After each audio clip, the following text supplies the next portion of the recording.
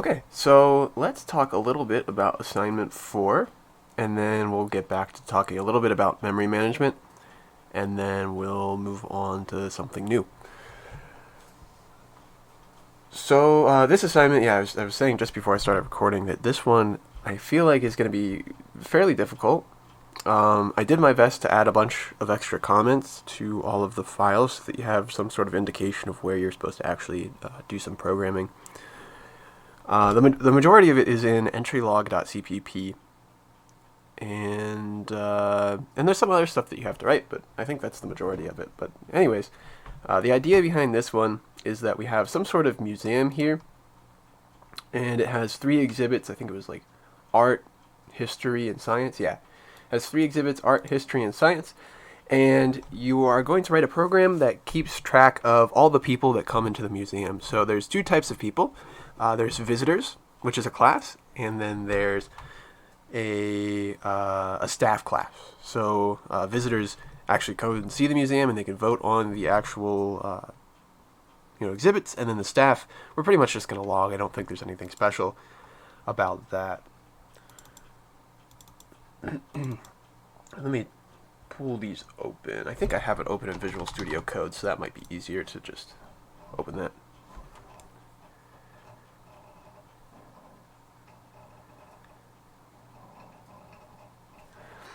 But anyways, we're going to keep a log, basically 2 files. At least I think it's 2 files. There was no sample output in the file I received, so I'm just making a guess here.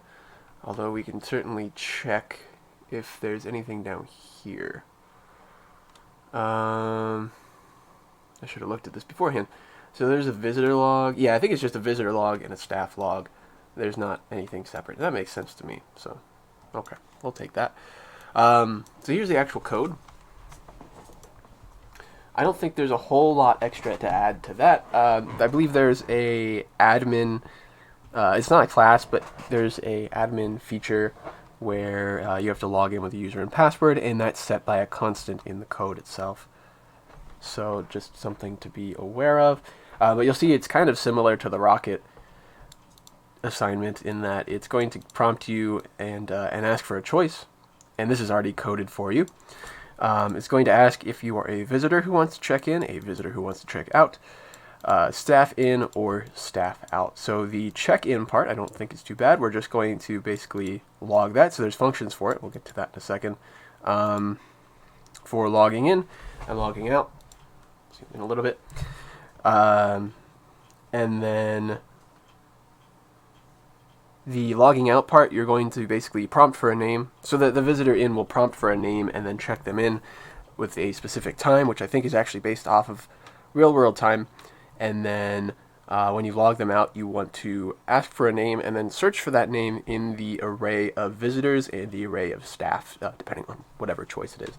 And then exit, we'll just exit the program, and it will display results of reviews, which I don't think I mentioned before. So when a visitor checks out, you're going to want to ask them about what their favorite exhibit was. So again, we had like the art, the science, and the history. So you basically just prompt them as to which one is their favorite. They'll hit either 1, 2, or 3, and then you'll record that. There's a review class, and we'll show that in a moment. Basically, it just keeps track of how many people have voted for each one. And when you exit the program, you will want to display that. Now, the only extra caveat to the exit part is that it says it somewhere. Again, you can always reread this. I'm just paraphrasing what I remember. Was that you don't want to be able to exit the program if there are still visitors inside the museum. So what you'll need to do when the exit function is called is make sure that the visitor array doesn't contain any people in it. It's okay to close the museum when staff are there. It's just not okay to close it when there are still visitors left. Now, checking for that might be a little bit difficult, and I'm not really sure the way he intended for you to do it, but I will potentially try to... I'm not even really sure how I would do it. I might have written something down, though. But anyways, here's the main program. So we have main. This is mostly written for you. I've put as many your code here as I possibly can. So that should cover everything. I think I put it everywhere you need to put code, but you might want to reread it and make sure that I didn't miss anything. Just because, I mean, I gave it my best shot, and I don't know, it was like an hour I spent just trying to figure out if there are places I could put code, or not code, but comments to help. So this one's pretty simple. You're already seeing a choice from the user. So there's a print menu function here. If you want to change the print menu function, you can. It's similar to the print rocket menu function from that one program that we wrote. I don't remember what header file this is in. They're kind of in a lot of places. This one is in person.h, apparently. And it's already written for you, and it just prints that menu that I showed earlier. Now, if you want to modify this to return an int value and then see in the choice and then error check and then have it return to main, that's totally okay by me. Just make sure you change this to make it store the int or move it down here to the switch statement, and that'll be okay. But anyways, it'll print the menu. You need to see in the choice, and then you will need to make sure that they didn't enter random garbage, and that also the value is between 1 and 5. Right, and then so based off the choice that's in the menu, it will call the corresponding function, visitor in, visitor out, staff in, staff out, etc. So that one I think is pretty straightforward. And then this part down here is just to display, what's it called? Display the reviews. So how many people voted for art or history, etc. Okay, so let's just take a walk through a couple of these. So you have these header files, which I mentioned maybe before some people joined, and before I started recording, where you don't have to write any code in the header files, at least as far as I'm concerned. These are just declarations, and this is generally the way that it works in C++. This is the structure that most people go with, is that you write declarations in the header, and you don't really implement any of the code, maybe aside from some simple things like getters and setters, mutators and accessors, stuff like that, that are 1 or 2 lines of code. Then maybe you'll throw that in there, but in practice it is a good idea, at least in C++. Other languages I wouldn't recommend it, but it's a good idea to put all of your declarations in a header file and then all of your actual code in a CPP file, because you will be less likely to get undefined references from the compiler. Now, it's sometimes possible to write everything in a CPP file. It's just, it's basically if things kind of loop around, or you call something that's later in the code that you don't actually give a name to until later, that's where we get a problem, and that's why we actually do this. It's the same reason that you would do a function prototype. But anyways, we have this here. This is the majority of everything, or majority of the program is an entry log. So I wanted to go over a couple of these variables because I think they're maybe not obvious. So this here is, we want to keep an array of all of the staff. So this will be dynamically allocated, similar to the examples we've done for the past 2 classes. So you will need to dynamically allocate, and we'll check if it's in the actual constructor or not, an array using this head pointer staff. And by head pointer, all that means is that it points to the first element, or the head of the array. And that's what we mean by head pointer. So this will point to the beginning of the array, and then remember that you can access a pointer that's been allocated for array space, just like an array with the little, indexing square brackets like this. So if this one points to a staff array, this one I would say is just the index. I mean, it wasn't clear to me, but I think this is the index of the staff that you're currently inserting it. So I wouldn't try to fill any previous spaces. So if you, for instance, added 3 staff and then the second one left, I wouldn't try to add a new person to the second space that's empty.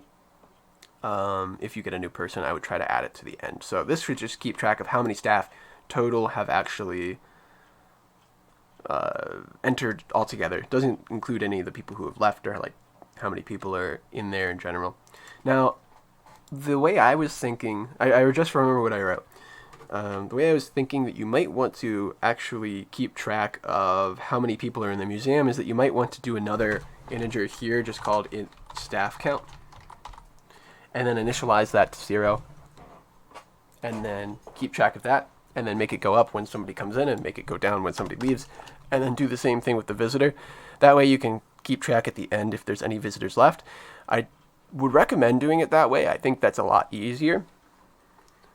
Alternatively, we could do it with some pointers, but the issue with that is that because we're like deleting things out of order, it's a little bit difficult to check, and it's not like an array of pointers, it's an array of actual things, so we can't really set it to null. C++ doesn't like that.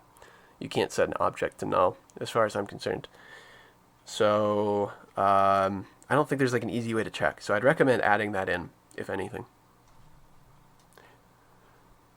Anyway, so there's that. This is basically similar here. We have the visitor pointer. This points to an array of all the visitors, and then the index will keep track of where you're currently adding to. So when I add the first one, it'll be 0, and when I add the second one, it'll be 1, so on.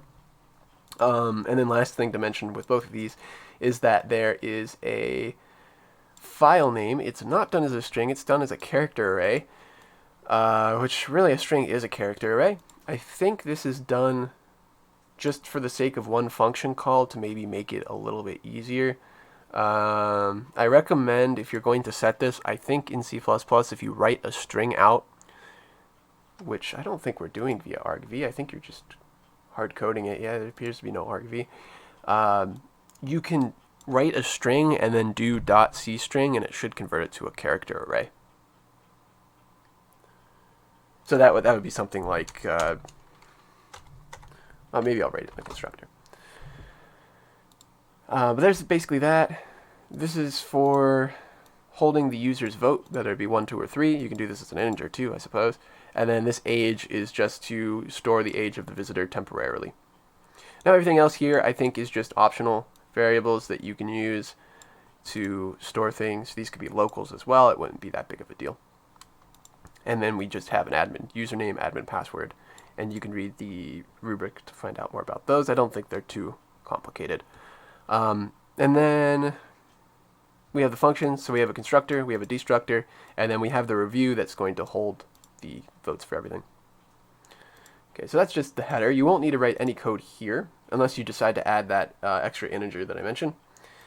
Now if we look in the .cpp, this is where the majority of your code is going to go. So we have the 4 functions that are called from main, visitor in, visitor out, staff in, and staff out. These are commented a fair amount. You'll need to write all of these, and they should basically, do what their name says. Sign the user in, sign the visitor out, ask for a review if it's a visitor out, that kind of stuff. When does the destructor get called? It gets called when something is deleted. I'm going to talk a little bit about that more because I ended up getting cut off because we ran out of time last time when I was talking about it. But I'll talk about that a little bit more later. But it does get called, whereas a constructor gets called when you create a new object, a destructor gets called when you delete an object. Usually with the delete keyword, but that's not always the case. Yeah, so you see here, he already allocates the staff array for you. So that's kept track of. And it's, I guess, just going to be a hard-coded 100. Yeah, so the password, index, all that gets copied. In fact, yeah, look, the array there that I was saying, the character array, he already copies that for you. So there's a string copy, and that just takes the string and turns it into a character array and stores it in there. So I don't think you have to worry too much about that. Just know it's a string. I don't think you have to worry too much about actually doing anything fancy with it.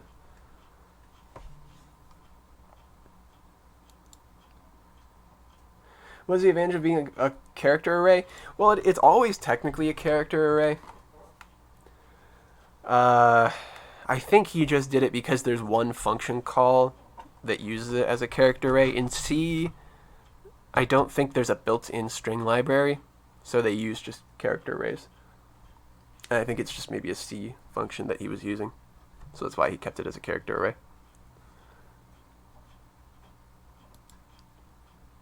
But that should be the majority of the entry log. I'd like that to go away. There we go. Yeah, so you'll just need to write that. You also need to write the destructor, and all this one should do is remember that we want to free up space whenever we delete something, which I'll again talk about a little bit more here. But we have the 2 pointers in the entry log object, which were the pointer. So this is why we did it as a pointer instead of a a static array, is that we have a pointer to this array and a pointer to that array with visitor, head pointer, or head pointer visitor and head pointer staff. So you'll want to delete both of them using the delete operator. Basically free up all the space from the array. That's all you should really need to do, I think, in the actual entry log destructor. Okay, and then so these ones I'll go through a little bit more quickly. We have a person class. This one is just there for inheritance. So the person has a name, they have a check-in time, they have a check-out time, which we're keeping as strings, and the constructor just sets the name to nothing. This is that print menu that we saw earlier. Here's the implementation. And I think this is done, aside from update file, which you will need to do. So I changed the name of some of these functions from the rubric, so just keep that in mind if you're looking through the rubric. This one, and maybe that one, I changed the casing to be more consistent with C++ syntax, or like, I guess syntax, like naming conventions. So this one should just open a file and then append information to it. Now I wanted to ask, does everybody know what appending to a file is? Or do I need to go over that? I don't know if they cover that in 135. It's not particularly difficult, but I'll talk about it if they didn't cover it.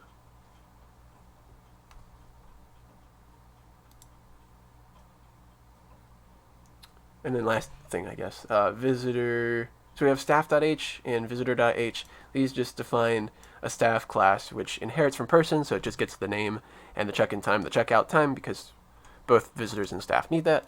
And then it has some pretty straightforward functions. So it has update file, and then these 2, which are just mutators and accessors. I think they're pretty straightforward.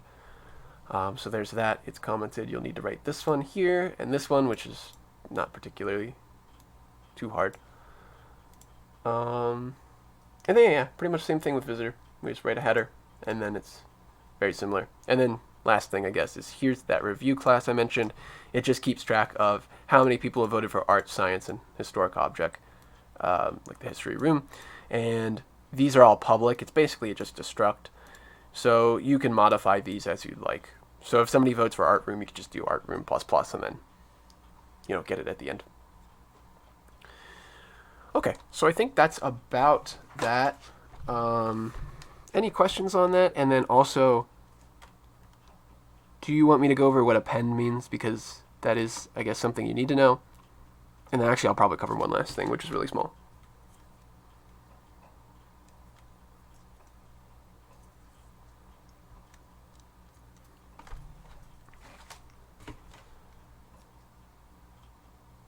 It's a little different than just writing to it. Yeah, okay, fair enough. I wasn't sure if they went over it in 135, but we can do it for review regardless. It's not going to be particularly, well, maybe it'll take like 1 or 2 minutes. So whereas if I said that I was writing to a file, so let's just say I had if stream file dot open, and I don't remember the syntax for it, but he has it already in the code for you, so I wouldn't worry too much about it. File.open, file.txt. I'm just going to do it like the Python syntax. So let's say I give it the character W just to say I want to write.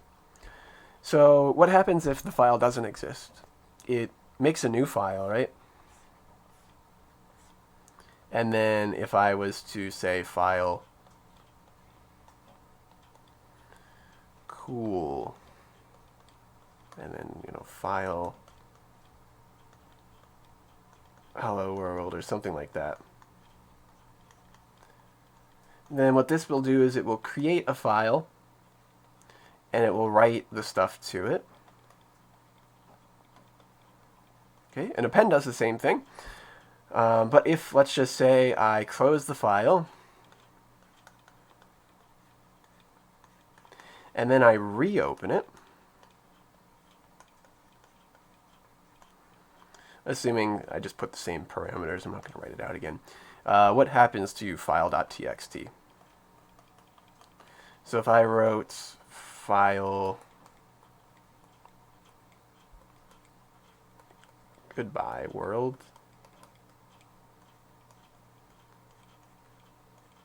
what would happen here?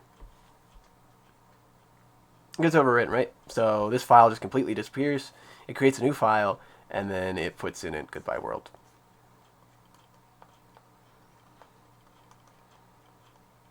Right? So that's what a normal file write does, but if I was to instead, if I opened this with the append version instead, so let's say I put in the same file name and then I put a, which I think there's actually like integers and not characters for it in C++. If you go to the log files, you should see that he has it already written, I think. And if it's written in one, if it's not written in the other, I would just hit copy paste it. It should be okay. But what append will do is if I go to do this new write now, it won't overwrite this file. It will just add it to the end. So appending is just putting something at the end. So that's nice just because we can keep opening the file and writing to the end of it when we need to add to the end of it, and we don't have to worry about overwriting it or doing something like the last program where we keep a OF stream constantly open and just keep like a class variable. Although that's not bad. It's just perhaps this is easier. So that's all append does. Just adds it to the end. I don't think I have anything else to say on that. What's the character WNA for? I just wrote that. Again, that's not real. That's not real C++. I'm just forgetting the syntax. I wrote W. This is what Python does at least. W is for write. A is for append. But there's something like standard APP or something like that for append in C++. I just don't remember what it is offhand. That's why I wrote that instead. So don't try to write that. It won't actually work in C++. Well, that's the idea. I think that's everything that has to do with appending. Hopefully that's pretty straightforward. Just add things to the end. Oh, right. Last thing I was going to mention on that was because it appends, make sure if you have bugs in your program that you go and delete the log files. Otherwise, it's going to keep appending, and you might think that, it's still bugged, but it's from the last run. Because it's going to keep appending to the things from the last time you ran your program. So just keep that in mind. Unless he does a write in the constructor, but I don't think that's the case. Okay, so that's that. And then the last thing I wanted to mention was that there is a type called time t, and that's just time in milliseconds. So it's somewhere. We haven't gone over it before, but it's really not that crazy. You can define types in C++. I'll go over it at some point maybe. I don't think it's super useful. It's kind of niche, but oh wait, this isn't even the right one. Just sitting here like this doesn't look right. I think it's an entry log.cpp. I think there's a time t variable somewhere. Yeah, so time t is a type. It's basically just a integer. So if you look at it, it's a long. It just means that it's a 128-bit integer, which is very long because the normal integer is 32 bits. And that's just because if we measure things in milliseconds, that's a lot of time, so it kind of gets long. So this right here will just get the milliseconds since some specific arbitrary point in time, possibly like January 1st, 2000, something like that. So this is just used for the sake of keeping track of when the user logged in. We just get the amount of milliseconds since January 1st, 2000, or whatever arbitrary date it is. That way we can keep track of it. Yeah, so you see here, just ctime.now. I assume this is the string for it. It looks like there's some C formatting. This is probably why I use a character array, because this is a C function. This isn't a C++. So that's probably why I used a character array. just to format it. Yeah, the percent %s means format it as a string. So I think that's why I did that. Okay, so that should be everything. Any questions on that at all? I know I spent a long time compared to the other assignments on this one, but I do think it's kind of hard, so that's why I wanted to talk about it for a while.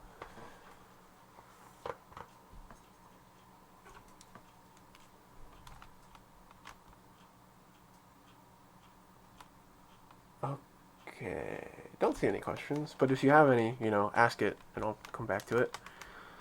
Or just, message me on Discord or email me. Okay. So let's get back to what we were talking about last time. So we'll talk a little bit about destructors and, the memory leak problem that we had last time. Because I ran out of time and I just kind of scribbled some things down and hoped that it made sense. So let me see what I have written down again. Yes, I think I remember what we were talking about. So we had here, we wrote a list class, and that was basically just like a vector. I call it a list because that's what every other language does, and I don't like the name vector because I think that's, I like to think of that as the math vector. I don't really like the fact that C++ uses that name, but it was a vector. And we had a vector of integers, and we dynamically allocated the space, and we said that this was an okay enough implementation. I gave a slightly better one, but it was all right to just allocate blocks of space and then copy things over as we needed it. And this way we didn't need a dynamic array, or sorry, a static array that just kept a certain amount of space, because I would either have the problem of wasting space if the array was too big, or not being able to use the array anymore if I ran out of space and put too many things in it. So this just, again, resized itself based off of how many things I had added to it. And then we went and we were going to make a alternative to it. So rather than an integer list, we were making a person list, which stored a list of people, which was a class here. And the class had a integer pointer, which pointed to age, and a string pointer, which pointed to the person's name. And there was a reason I did it as age and name. And it has a destructor here. So perhaps I will, well, let's talk about it a little bit. I'll write the destructor in a moment. Right, so let's get back to what we had. So we had something here in memory. So I had a list of people, and let's just do maybe the first 3. Maybe 4, because I think that's where it started to allocate a new spot, if you remember. It allocated blocks of 4, and whenever it ran out of space, it would allocate new space. So if I filled this one, this one, this one, this one, it would go and it would make a space of 8, and then 1, 2, 3, 4, 1, 2, 3, 4. And it would like copy all of these over and then use the new space, right?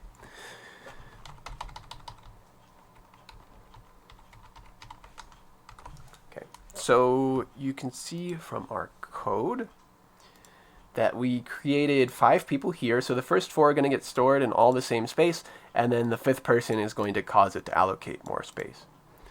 So we have Will, Jeff, Mary, Susie. So when I allocate Will, then what I'm going to do, so this is the Will variable, is that he has a name pointer. So because it's a pointer, it's not going to be stored directly with the class. So it's going to point somewhere else, and that's going to have the memory. And that's okay. Age, and then whatever his age was, let's just say 20, I don't remember. And then it was something like Mary.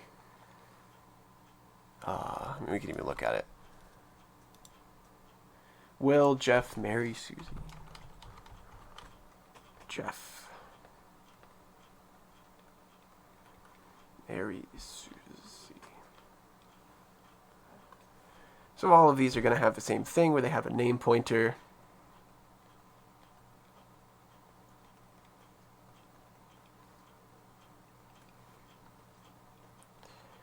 And that points to their name.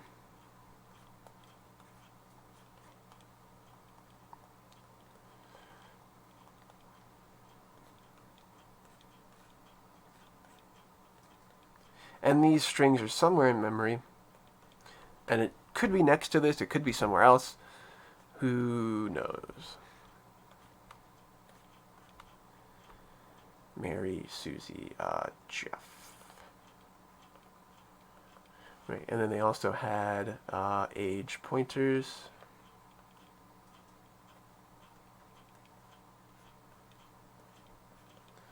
These people might be 30 and 30.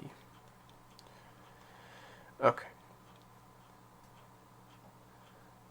Age. This one was 40 or something like that. I don't remember. Okay, but they have pointers to this other data, and they're all stored in this array. Now, we go and we add that next person. So we added 4, and then we went to go add this 5th person, Don. And with the way we had it set up, we had it so that every 4 that we would run out of space, and it would cause us to need to allocate new memory. So I go to add Don, and I can't do it. I have to go over here and allocate space. So 1, 2, 3, 4, 5, 6, 7, and then 8. And so I went and I copied this to there. I copied that to there. I copied that to there. I copied that to there. And then I deleted all of these ones.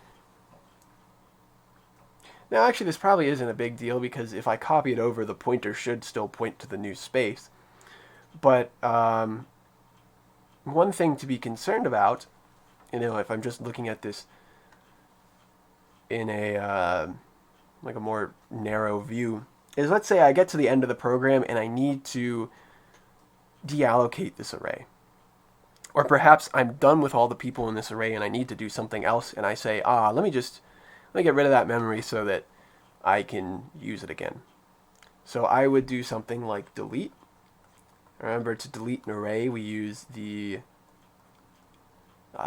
indexers, that operator, and then I give the name of it. So maybe the name of my array was people, whatever the pointer was. So that will go, and that will delete everything that's in the array.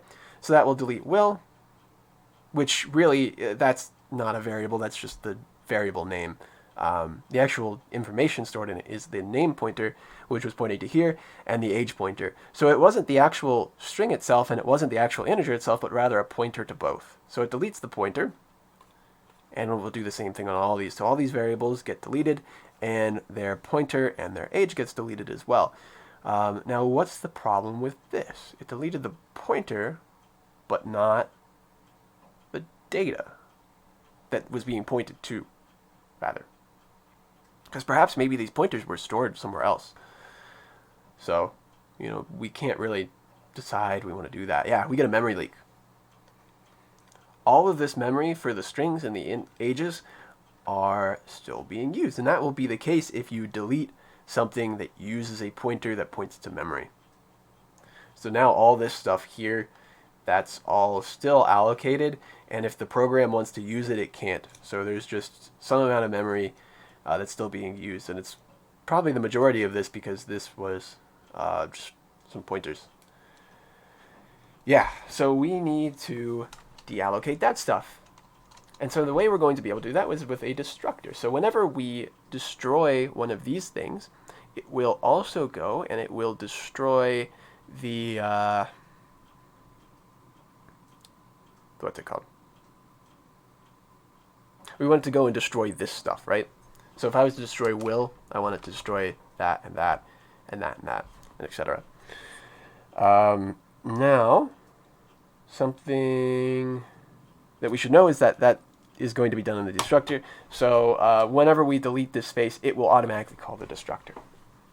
So yeah, like we were saying, whenever you create an object, it will call the constructor automatically, and whenever you delete an object, it will call a destructor automatically. And unlike a constructor, a destructor, there's only ever a 1. If you don't put it there, the C++ compiler will automatically put it for you. So I can't really call it with parameters here, like I did that. And I guess it wouldn't make a whole lot of sense to do that anyways, because we're just assuming it's getting deleted. I don't necessarily need to have any like parameters to it. So Destructor is always parameterless. It's always the default one. There's only one. It's just this one. So what we might want this to do is we might want it to delete the age and delete the name. So delete age, delete name. Now this might cause a little bit of issues in our program, but let's just see if it works. So let's also, while we're in the Destructor, we'll call cout Destructor called. In fact, let's move this before we delete the age and the name. Let's just move it up there. That way I can see, say, Destructor for, and then we'll print out the name. Okay, so that looks good. So yeah, we have this here where I put a breakpoint. It will do it right before it adds the fifth one. What's the problem here? Int const car. That's right there. Okay, I don't know why that error popped up. But anyways, right when it adds 4 people, cannot convert argument from integer to integer by reference. Do I have to actually give it an integer? I can't take a literal? How strange.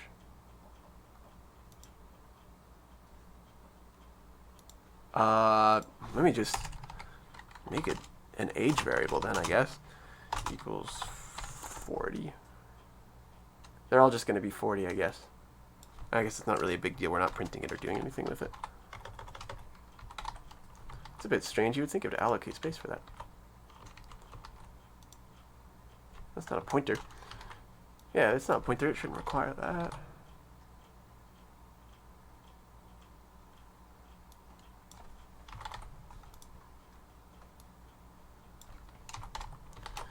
If this doesn't work, I might just abandon it. I don't know why that wouldn't work, though. No. Cannot convert argument from... Okay, fine.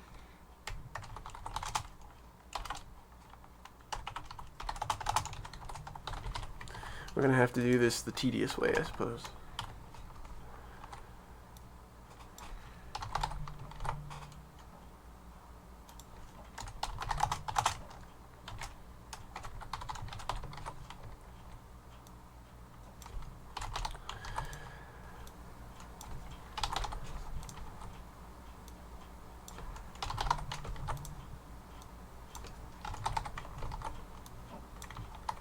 Okay, let's try to at least write a few of these names just to get it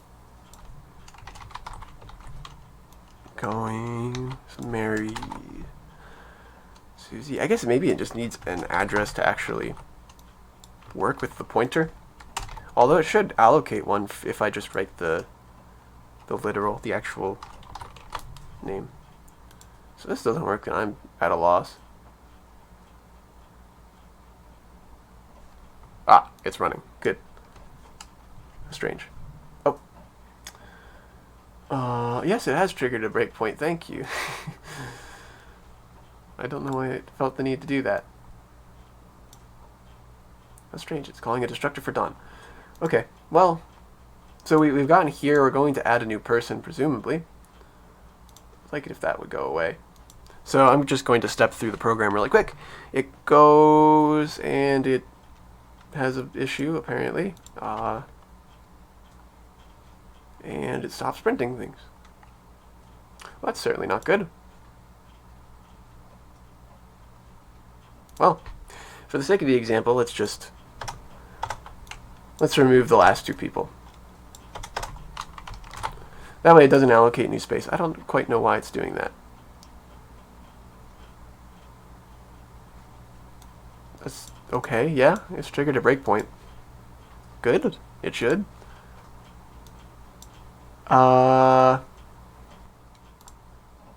I'm not quite sure why it's doing that. It shouldn't be calling the Destructor for Mary, that's for sure. I think the debugger might be broken. In fact, it's telling me that the list just doesn't exist.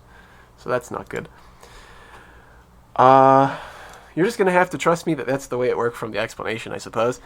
That it would delete those and it would delete the pointers. I don't really know what's up with the debugger. It's just telling me that it's triggering a breakpoint, which I know it should be triggering a breakpoint, but then it's not actually going past the breakpoint, so I don't really know what's up with that. Any questions on the matter, though? Presumably what would happen here is that it would call the destructor for each of those. At least that's what it should do. I don't know what's up with the debugger.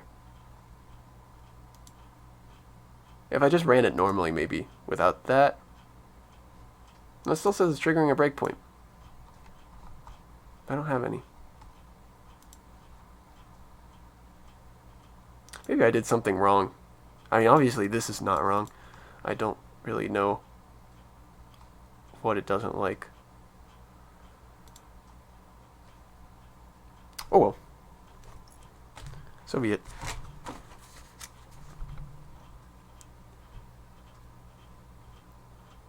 But this is what you should do in general. So if you ever delete a class type that has a pointer to something, make sure you deallocate the space, assuming you're not copying the pointer over somewhere else. So the whole point of this, I guess, was to make sure we delete the integer and delete the string. Now, if you don't use a pointer, then it should automatically delete it for you. It's just if you're using a pointer. And the last thing I think I wanted to mention is if I didn't have it explicitly call delete here, like I was doing, then, or I guess, sorry, not that one, but rather this one here where I delete the array that used to be there, then it will get deleted whenever it goes out of scope. So for this one, that would be right here. Consider that all the person objects are local to this function main. So when I get to the end of a function, it always deletes any variables that are local to it, right? So this will automatically call the destructor and delete these. It's the same sort of thing if I was to write this, then x would die there, right? So if x was a class type, so if I had a person, then it will call the destructor for x whenever I get to that part. Because x is going out of scope, so it gets deleted automatically, and so the destructor will get called.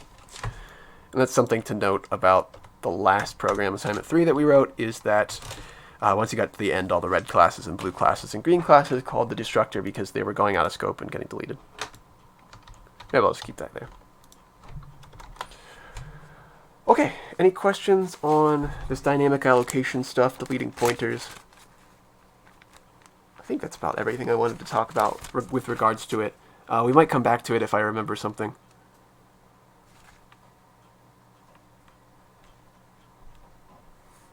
I think that's everything important.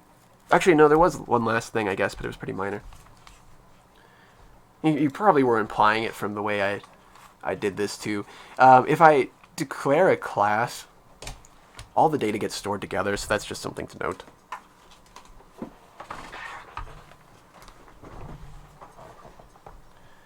So if I created a class called, let's just say, let's go back to that sort of deal. Let's say game object. And that stored, again, like an integer ID. And a, yeah, let's do this as an example. Static int count. No, I'll save this for last. Let's, I'll throw it in at the end.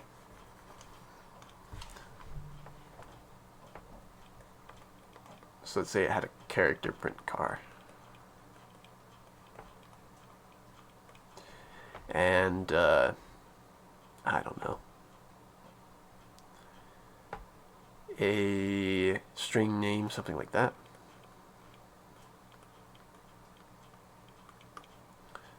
And I'll leave a space for the static count in a moment.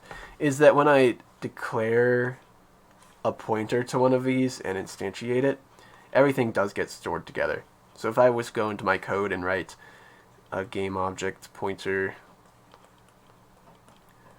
object equals new game object, and this should be fine because it will automatically generate a default constructor if I don't write any.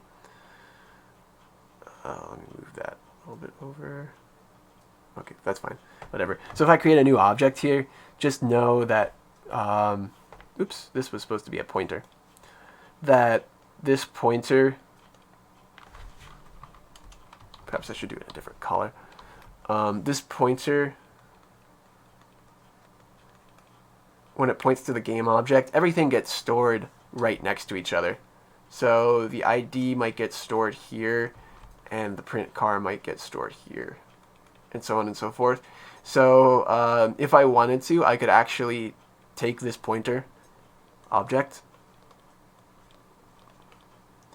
and I could add to it in order to get it. So let's just say I wanted to get the print character. Actually, I guess I should talk a little bit more about pointers. I realized I skipped over one thing. So let's say I have this code right now, and I wanted to get the print character without using the class itself. So let's say these are private, but I have ID was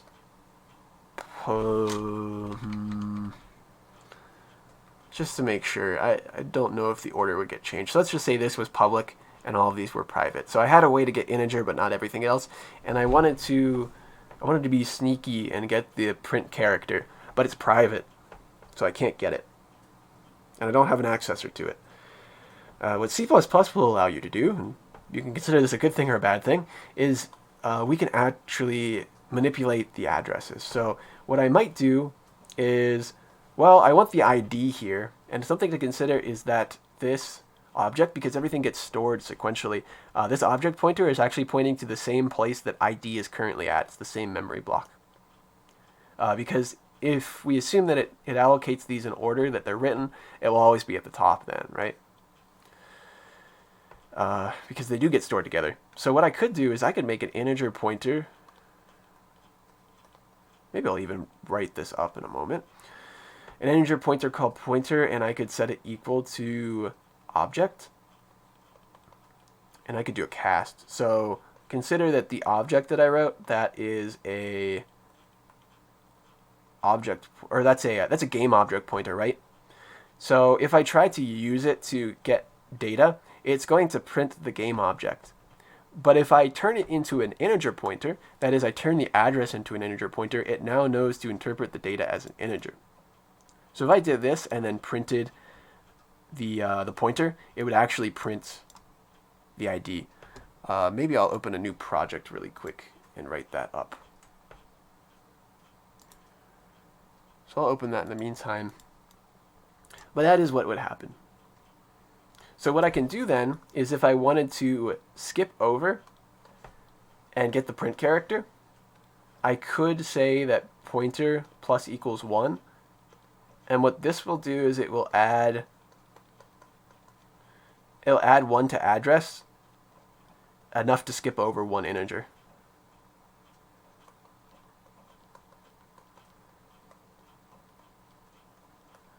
I'll write something more detailed about this in a moment, I suppose. But what that would do, this line, it would take the pointer, which is currently pointing here. So I set this pointer variable equal to the object pointer, right? And then I said to interpret it as an integer by casting it to an integer pointer. So I said make it an integer pointer versus a game object pointer. And then I said add 1 to it. So what that will do is it will skip 1 down, and now it will point here instead. Now the problem is, if I try to print it now, it might not be able to print the print character, because a character is a different size in bytes than a integer is. So if I tried to print this, it would actually just probably be nonsense. So if I wanted to print this, I might do something like cout character pointer. So I would need to turn it into a character pointer. And then I would have to dereference it. Should be like that, yep. And then this would actually print the print character line. Does that make sense for that? I'm going to open a new project in the meantime, but if you have questions, let me know. Just take a moment to look at this.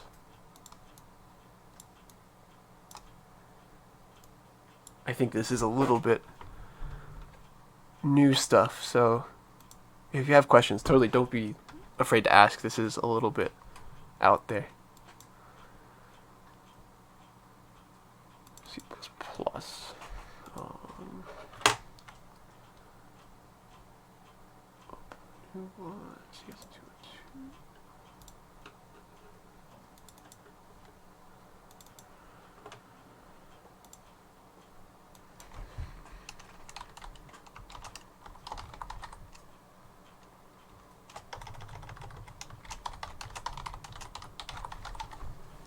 Okay, create new thing. Okay, so I have a new project here. Let's just try to see this in some actual code really quick.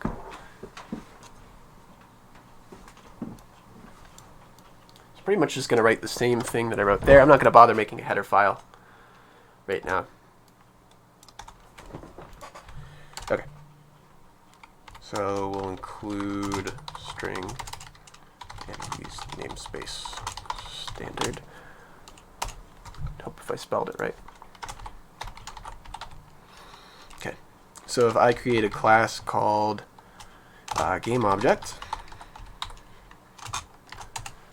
and I do what I said I would do, so I said it has an integer ID, it has a character, print character, it has a string.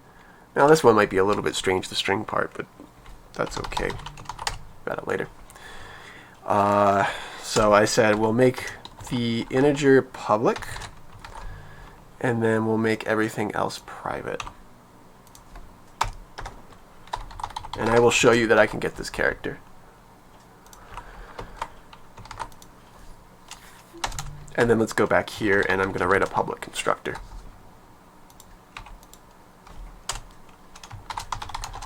So I'm going to write a constructor called GameObject, and it will take in a ID, and a string name. Okay, and then just to illustrate this, because you will need it for the program, just remember this is how we access these. Print car equals print. So remember, this keyword helps me distinguish between objects or variables that belong to this instance and parameters.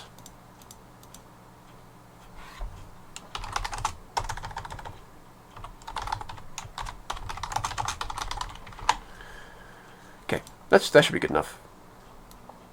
So let me do as I was saying before. Let's make a game object called object, and let's make it point to a new game object, and we'll give it an ID. We'll just arbitrarily say 2, P for player maybe, and then name it player. Okay, so that should hopefully work. Oh, I need to make it a pointer, like I said I was going to do. So now we have a pointer to this game object similar to what we had before. So let's just show really quick, if I was to take an integer pointer, call it integer pointer, and have it point to the object.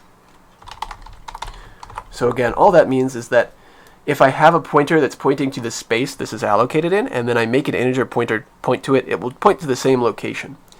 And the difference is in the type that they actually are, is how that data at that position is actually interpreted. So if I go and I see out ID equals, so let's just say for the sake of this we'll print object.id. Arrow because it's a pointer, and then we'll see out what is int pointer pointing to, and then we'll print what it's pointing to. So we'll say pointer that and line. And I didn't name it pointer, so I need to change it. Okay, so if we run this now, we should see that they both print 2. And we do. So the ID is 2, and the integer pointer is also 2. So I set them both to point at the top there. So this was before I scribbled some of the stuff. Oh well, I guess my Control-Z doesn't go to that. But we had pointer originally pointing to the top of this, right, which is the object pointer. They are both pointing to the same place. And when I interpret it as an integer versus a game object, it will print the ID. Now just to demonstrate that further, let's say I changed this and I used a character pointer instead. So I wanted to point to the top of it, but I printed it, or I want to point to it as a character pointer. So again, I can cast. Remember, if I put things in those parentheses, it casts it, which means it turns it from one type to the other. So this turned it from a game object pointer to an integer pointer. If I was to turn that into a character pointer and then expected a semicolon. Oh, equals. And then if I try to print the character pointer, actually, let's just see really quick. Let me add this in here just for the sake of the example. Let me just show that the addresses are also the same. So remember, we use the ampersand to do an address. So I'm going to get the address ID, and then I'm going to do the same thing here. So address of int pointer equals, and then we'll say pointer. Sorry, int pointer.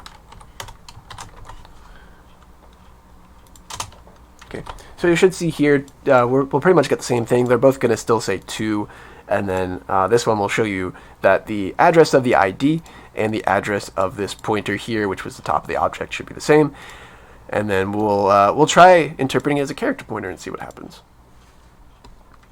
So you'll see here, like I said, they will point to the same exact address. So just like we showed in that diagram, they're pointing to the same place, which means they're going to interpret data the same way.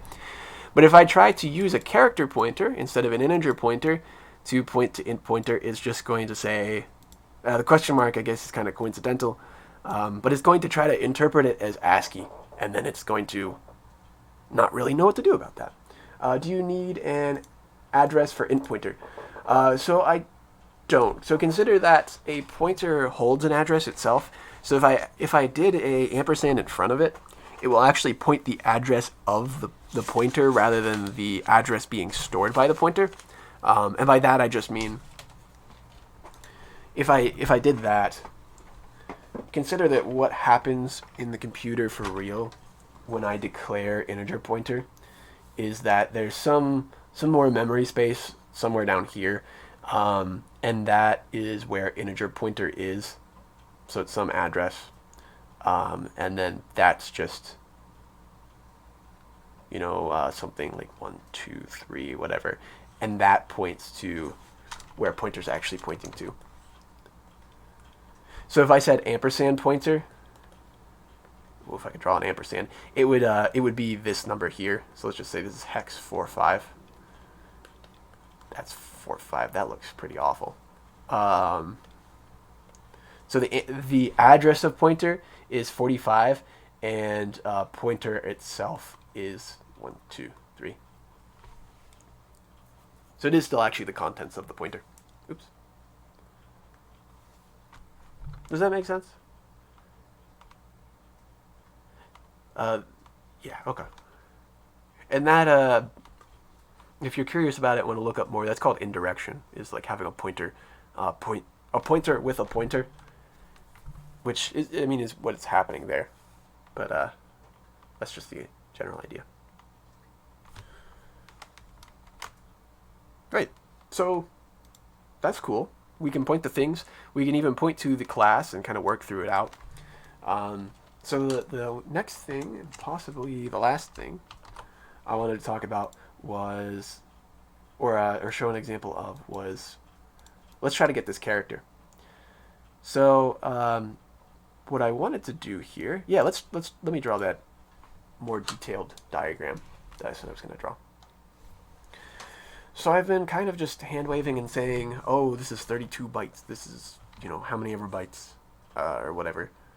So let's actually put that into practice. So an integer is 4 bytes. So when you use memory, it's byte addressable. So if you remember from your CPE 100, they gave you bits, but bytes are usually like the most primitive amount of memory that you're allowed to access. So we can only access memory 8 bits at a time.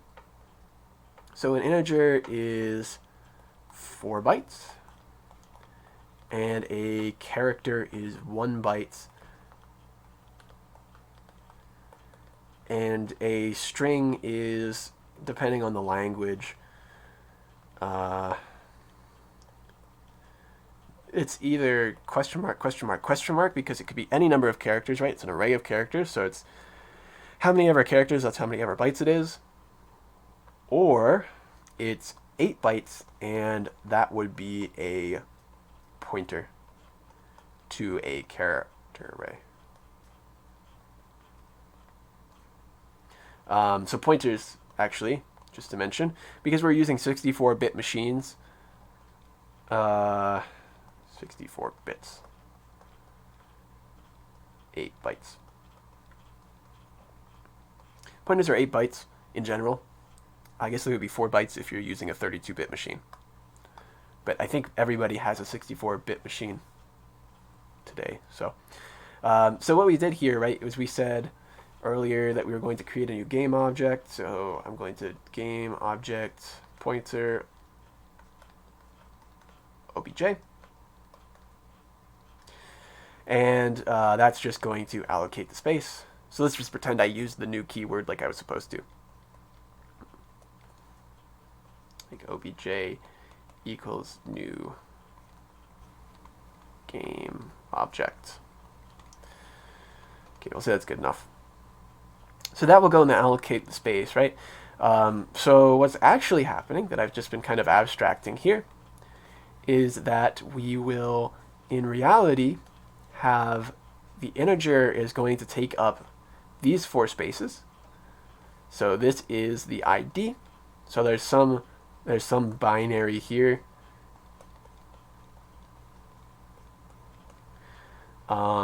That's getting stored 111011111110111, something like this.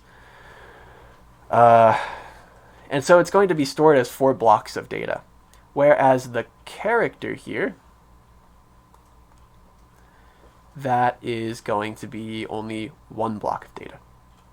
So you remember from that ASCII table that they gave you in 135, there's like 256 ASCII values. So we just store a character as a byte, because a byte can store 256 values. That's why that ASCII table was like that. So yeah, so that's what's actually happening. So when I go to do that integer pointer, so I said, int pointer equals, and then we casted it to a pointer, obj, something like that. So I create a new pointer called pointer that pointed up there, and it was an integer type pointer. Then what I need to consider is that whenever I use an integer pointer, it's always going in blocks of 4, because an integer is also blocks of 4. So when I did that cout, and then I printed the contents of the pointer, what the computer does is it goes and it looks at the address it's pointing to, so that would be right there, and it says, this is an integer pointer. I need to interpret 4 blocks of data, so it will get 4 blocks, like that. So when I went and did that character pointer, it would say, oh, I only need 1 block. Hence why we got the kind of random garbage. It would look at the beginning there. In the case of the last one, binary for 2 would be, these would all be zeros. This would just be zeros, and then this would be 0, 0, 0, 0, 0, 0, 1, 0, because that's 2 in binary, right? Assuming it's whatever, like a big endian. You could just store it backwards as well. There's a reason why you might do that. But we'll not get into those specifics. But it looks at 1 block. So that's why it was kind of a strange null character is what we got. It was interpreting 0, and on the ASCII table that is 0. So that's null. So it printed that question mark character because it didn't really know what to do with it. So when I have these pointers, it will always work in those blocks. So the idea here is that if I was to take pointer and do plus equals 1, because it's an integer pointer, it will go and it will skip over 1 block of integer data. So when I do that, it will change it from pointing to there to pointing to there. It will skip over this entire integer. Because this says skip skip one integer. So this won't add 1 to the address. It won't move down one block, but rather it will move down one. I guess, let me rephrase that. It won't move down one memory cell. It will move down one block of integer memory cells, which is 4 bytes. So move one int down.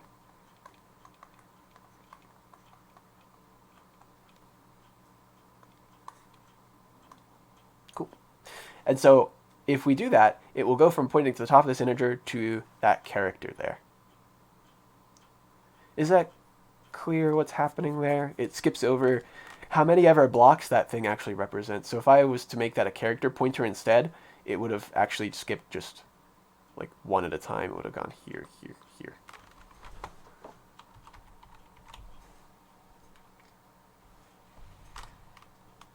I'll let you look at it for a second before we keep going.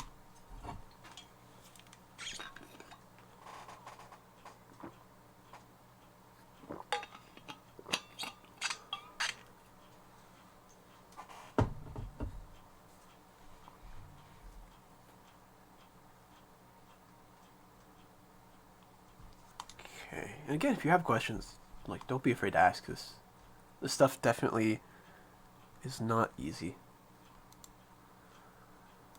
So the last two things I want to mention before we end here is let's just try to demonstrate what we were doing with this one by printing the character, and then I'll just momentarily talk about what if you don't want to interpret the data in any specific way. So yeah, what I did is I took the integer pointer, it was pointing to that space, right? So I could do, like I said in the code, I could do integer plus equals 1. This will move it past the integer that was the ID, and then we can print the contents of that one. So what I'll do here is car pointer,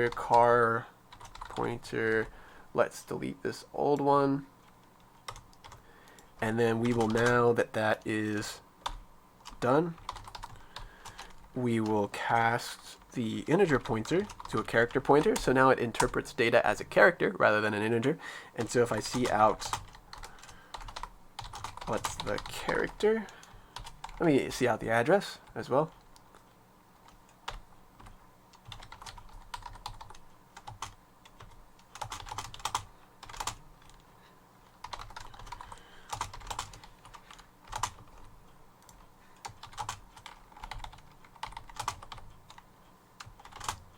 And then I'll dereference it using the star. So that will just print the contents of the thing. So we should see now that this address will be a little bit bigger than this one because they're kind of close in memory, and that the character is going to be the character I gave this, which is the P.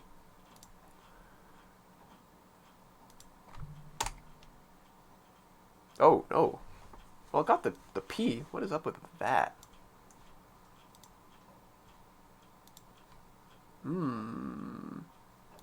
That's very strange. Kind of goes against the example I wanted to do. I don't know if I typed something wrong.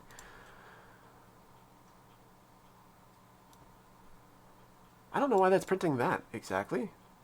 It's printing it out as a string. Maybe it's just the way character pointers work. It just tries to print it as a string. Whoops, let me remove that. Yeah, but it did print the P, right? So, you know, in our diagram here, it moved over this ID, it pointed to this, and then when we interpret it as a character pointer rather than an integer pointer, it will actually read the data as character.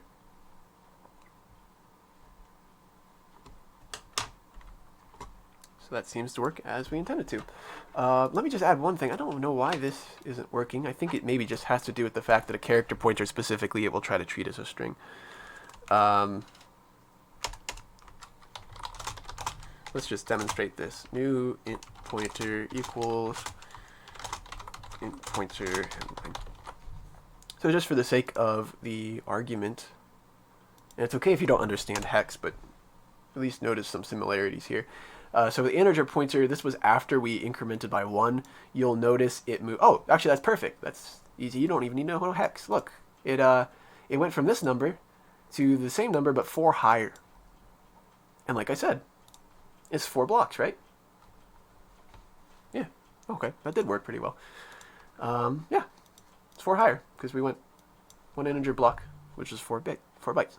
So it went 1 higher. Does that all make sense? Any questions on that? I think I'm just going to talk about one last thing. I'm not going to go into too much detail, but it is good to know. Let's say I didn't want to have any sort of interpretation of this data. So again, integer will interpret 4 blocks of data and then try to make it to an integer. A character will do 1 block of data or 1 byte of data, and it will, try to interpret it based off an ASCII table if it's in, ASCII encoding. There's other encoding types if you need other languages or something like that. So if I don't want it to interpret anything in particular, then the way I do that is with what's called a void pointer. So like a void returning function doesn't return anything. A void pointer is just a pointer. It keeps the actual address, but it doesn't interpret it in any specific way. So void pointer equals, and again, we do have to cast this. So I could do something like that, and then I'll just print it and we'll call it a day. So void pointer equals void pointer. Right, so I'm just going to have it print to the, point to the object, and then I'm going to have it printed, and we'll just see that that actually works really quick. So you'll see here, yeah, the void pointer is pointing to the same place that we said ID was, which was the same address as the object anyways. So if you just want to keep track of the address, and you don't want any specific type to be associated with it, you can do a void pointer, and that will just point to some amount of space. And then if you decide later that you want to actually interpret it as something, you can cast it like we've been doing here. So if I wanted to now interpret it as an integer, I could interpret it as an integer. So, something like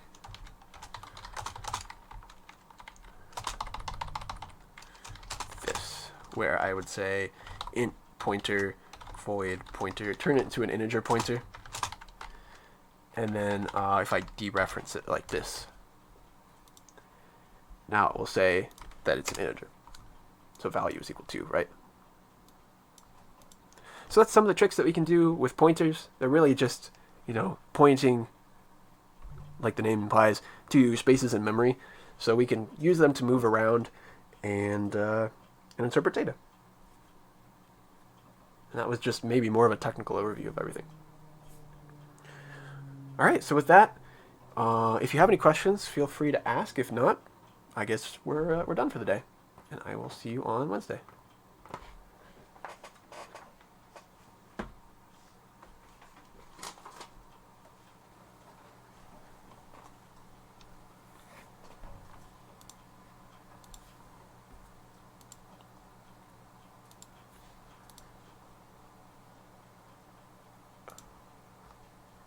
Oh, wait, oops.